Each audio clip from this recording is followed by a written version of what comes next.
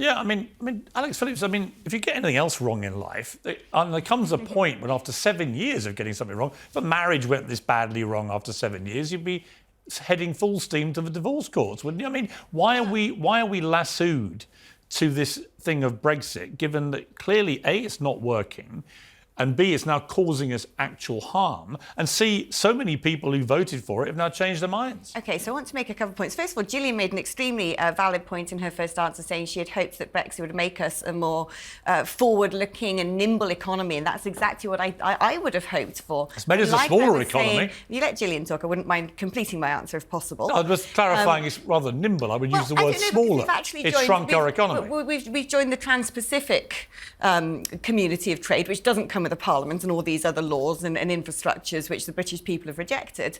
But we've missed out on a big opportunity to do things like take VAT off energy bills, to slash our corporation tax. We don't have AstraZeneca moving to Ireland, to state subsidise vital sectors. So Tesla wants to build their car manufacturing here, and we could prop up British Volt through state subsidy. We've actually, all of the things that might have been quite ambitious in the sort of post-Brexit industrial strategy are not being done.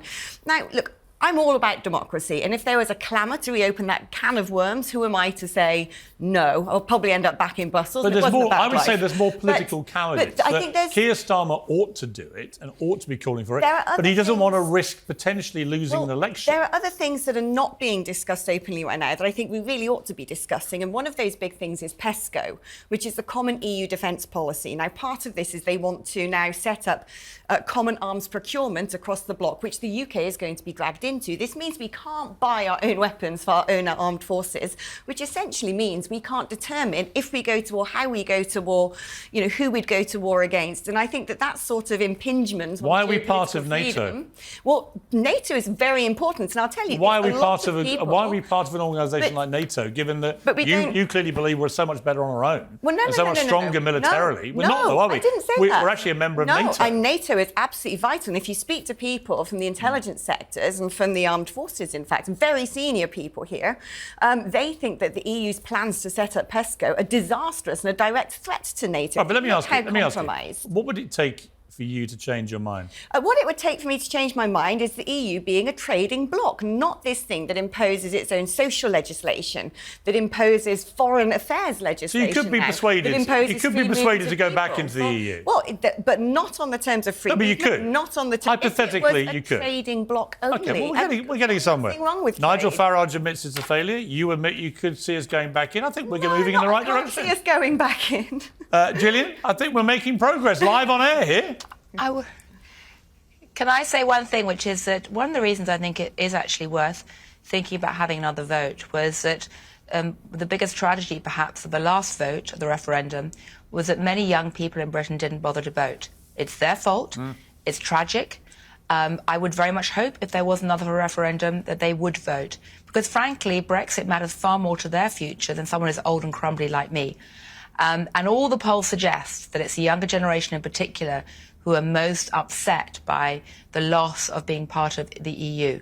And so I think that's actually a reason to actually have another vote at some point, a referendum, to make sure we hear the younger voice properly, because they matter. I totally agree, but just on the matter of being upset, when you describe yourself as old and crumbly, how do you think that makes me feel? Well, whatever. The point is, I didn't have as much stake as my own kids or anyone else. I think you make a very valid point. I agree. So my sons are all in their 20s. I think that most young people I've spoken to would go back into the EU in a heartbeat. But I believe in democracy. I just don't understand why they can't even get summer jobs. Yeah, I just. They can't get summer jobs in Europe anymore. It's insane. There are so many. Insane. There are so many things that are wrong about the lack of benefits of. It's not just a lack of benefit from Brexit; it's active harm from Brexit, and there's got to be a point at which the country goes, enough of the self-harm, let's go back to the country, and if this time a majority vote to go back in the EU, well, OK, it's been embarrassing, we tried, we failed, as Nigel Farage says, we move on. Got to leave it there. Gillian, I've got to stop you mid-flow, I'm afraid. We're going to a break, but great to have you on the programme, as always. Great to have you, Alex, and I think we conducted ourselves in a more rational and grown-up way than you had to endure the other night with Mr Campbell, the beast of Scotland. Good to see you.